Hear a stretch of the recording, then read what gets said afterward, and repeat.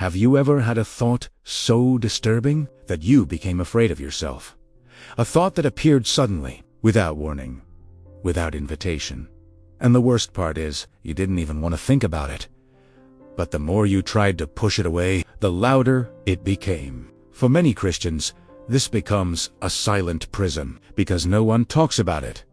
So people suffer alone.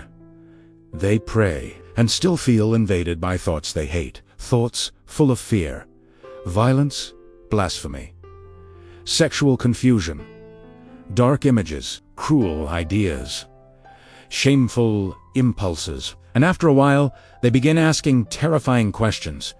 What if this is who I really am? What if God is disappointed in me? What if I'm losing my mind? What if I'm not even saved? But there is something extremely important you need to understand tonight. A thought is not the same thing as a desire, and temptation is not the same thing as identity.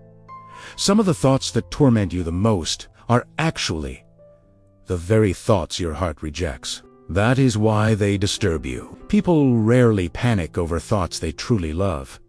The fact that those thoughts grieve you already reveals that there is a battle happening inside you, and battles only exist where there is resistance. One of the greatest mistakes many Christians make is believing that becoming spiritually mature means never struggling mentally again. But the Bible never teaches that. Even believers fight invisible wars inside the mind. The Apostle Paul himself described an internal conflict. In Romans 8 he says, I do not do the good I want to do, but the evil I do not want to do this, I keep on doing. Paul understood something many people still do not understand today.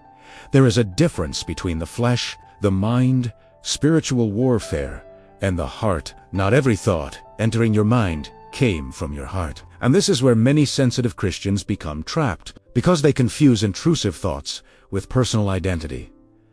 The enemy whispers, if you thought it, it means you wanted it. But that is not always true. Sometimes the mind throws images at you precisely because they scare you, and fear feeds attention. The more terrified you become, the more your mind obsesses over the thought, and suddenly you enter a cycle. Fear, guilt, panic.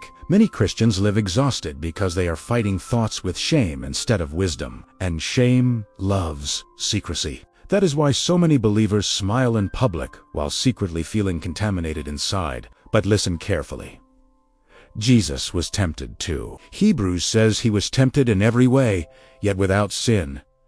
Temptation itself is not sin. A passing thought is not automatically sin.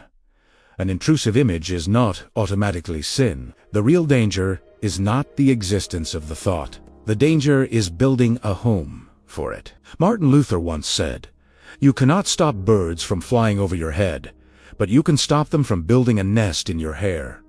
And that is exactly how many thoughts work. Some are spiritual attacks, mental fear loops, or simply the human condition in a fallen world. But many believers become so terrified of the thought itself that they accidentally give it power. They keep checking themselves constantly. Why did I think this?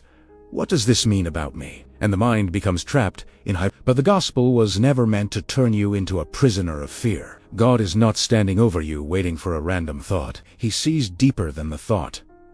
He sees the heart. In 1 Samuel 16:7, the Bible says, the Lord looks at the heart. God knows the difference between rebellion and torment, between desire and fear, between agreement and unwanted intrusion. And maybe this is why some of you are so tired, because you are trying to achieve mental perfection instead of learning spiritual surrender. You keep trying to control every thought perfectly, but the mind becomes louder when controlled through fear. This is why Philippians 4 does not say, panic over every thought. It says, bring everything to God, not some things. Everything.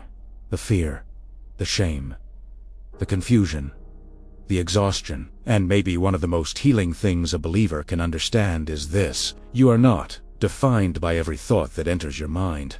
You are defined by what you choose to cling to. A person drowning in unwanted thoughts often believes, if I were close to God, this wouldn't happen. But sometimes the people who suffer most from intrusive thoughts are precisely the people who care deeply about God, because sensitive consciences feel these battles intensely, and the enemy will try to turn your own mind into a place of fear. But God did not create your mind to live chained to constant terror. 2 Corintias 10:5 says, "We take captive every thought." Notice something important. The verse does not say, "Every thought already obeys Christ automatically." No, it says thoughts must sometimes be captured, meaning there is struggle, resistance, war, and war does not mean you already lost. Some of you need to stop interpreting every mental battle as proof that God abandoned you. Sometimes, the very fact that you are fighting is proof that your heart still belongs to Him. And tonight, maybe God is not asking you to become mentally flawless overnight. Maybe He is asking you to stop fighting alone, to stop drowning in shame, to stop believing every thought deserves your fear, and to finally understand this: a battlefield is not a home. Just because a battle happens in your mind does not mean darkness owns you. And maybe the reason this struggle has felt so isolating is because you thought no other believer could understand it. But many people silently carry this same fear. The difference is that most suffer in silence, but silence is where shame grows. And God never intended for fear to become your identity. So tonight, breathe.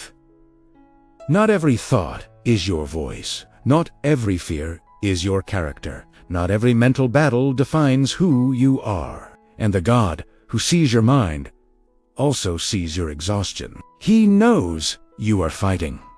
He knows you are tired, and He has not abandoned you. You are always welcome here. May God continue to bless you. With brotherly love, Minutes of Grace.